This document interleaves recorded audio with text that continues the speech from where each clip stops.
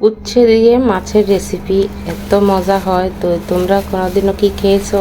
আর যারা না খেয়েছো তারা তাড়াতাড়ি খাবে, কিন্তু এত ভালো হয় উচ্ছে দিয়ে। সাধারণত যদি ভাজি করা হয় তাতেও এত ভালো লাগে না, যে মাছ দিয়ে রান্না করলে এত ভালো লাগে। উচ্ছে করলা যেটাই বলো, তো সেটা আজকে রান্না করব। তো আমার ঘরে সীমান্ত বাবা আবার ভাজির থেকে মাছ দিয়ে যদি আমি রান্না করি ও ভীষণ পছন্দ করে।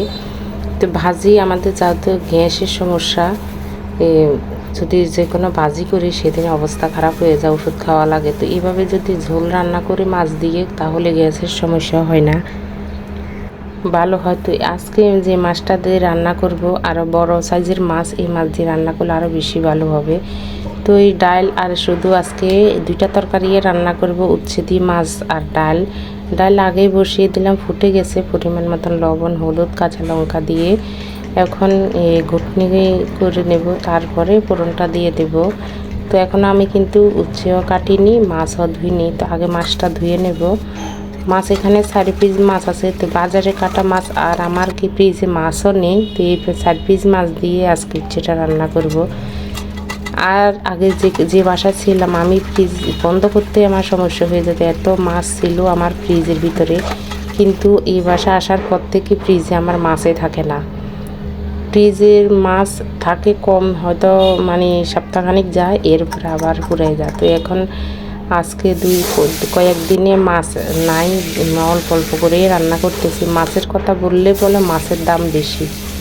আসলে সত্যি আমাদের এই অবস্থা, মধ্যবিত্ত ফ্যামিলিদের এই অবস্থা। আর তাহলে সাধারণ মানুষদের কি অবস্থা তাহলে তোমরাই বলো, তারা কি মাছ খেতে পারে এত দাম যদি মাছের হয়? তো যাই হোক, এই যে দেখো উচ্ছে কেটে নিতেছি, ভিতরে বিচিগুলো ফেলে দিলাম। ভিতরে বিচি দিলে আবার কিন্তু ভালো লাগে না। যারা তোমরা পছন্দ করো তারা কিন্তু দিতেও পারো। তো আমার কিন্তু আগে ভালোই লাগতো উচ্ছের বিচি বা কাঁকরোলের বিচি, এখন আবার কিন্তু না খাইতে খেতে আবারও ভালো লাগে না। কেটে নিলাম, প্রায় 3-4টা রেখে দিয়ে, আর সবগুলো এখানে হাফ কেজি উচ্ছে আছে, সবগুলো দিয়ে দিব। তো যতই আমি ঝোল রান্না করি না, আমাদের খাওয়া চলবে। এই উচ্ছের তরকারি দিয়ে আজকে পেট ভরে আমার সীমান্তর বাবু ভাত খেলো, আর ডাল শুধু এমনি খেলো। আমারও কিন্তু খুব ভালো লাগলো।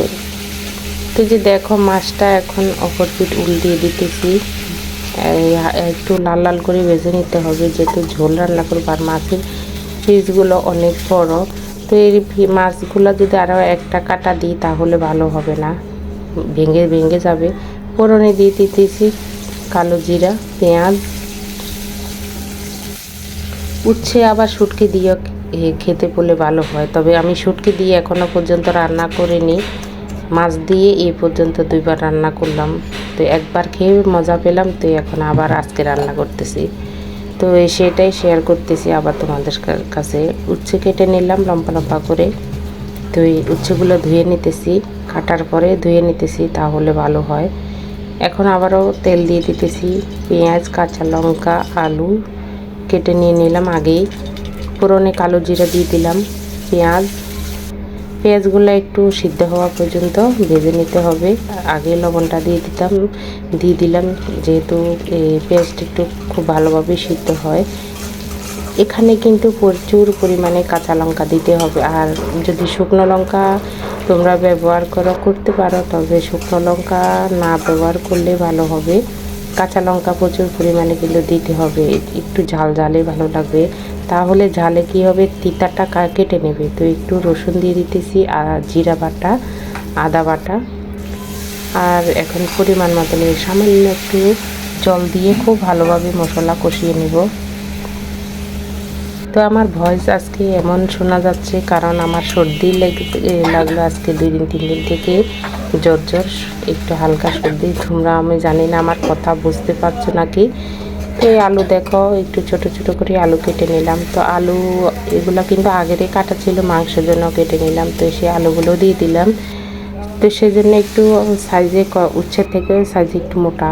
তো তবে সিদ্ধ হয়ে গেছে, দেখো কষানোর সঙ্গে সিদ্ধ হয়ে গেছে। আমি দেখিয়ে দিলাম, একটা বলক আসবে তখন আমি মাছটুকু দিয়ে দেব, এবং মাছ দিয়ে দিলাম। দেখো তো বন্ধুরা, তোমরা সবাই যদি এই রেসিপিটা ভালো লাগে কাকলি রানী কিচেনে সাপোর্ট করবে। তো এই বন্ধুরা, যদি ভালো লাগে রেসিপিটা লাইক কমেন্ট শেয়ার করবে, আর যারা ইউটিউব থেকে দেখতেছে সাবস্ক্রাইব করবে। তো এই যে দেখো, কিছুক্ষণ আবারও ঢাকনা দিয়ে এখন ঝোল ঝোলে নামিয়ে নেব। ঝোল ঝোলে নামিয়ে নিলে তরকারিটা আরও বেশি ভালো লাগবে। তো হয়তো ভাববে যে তিতা খেতে পারবে। আমার বিশ্বাস করো, আমার ছেলে মেয়েও খেলো, আমরাও খেলাম এই একটা তরকারি দিয়ে। ডাল শুধু আমরা শুধু খেলাম।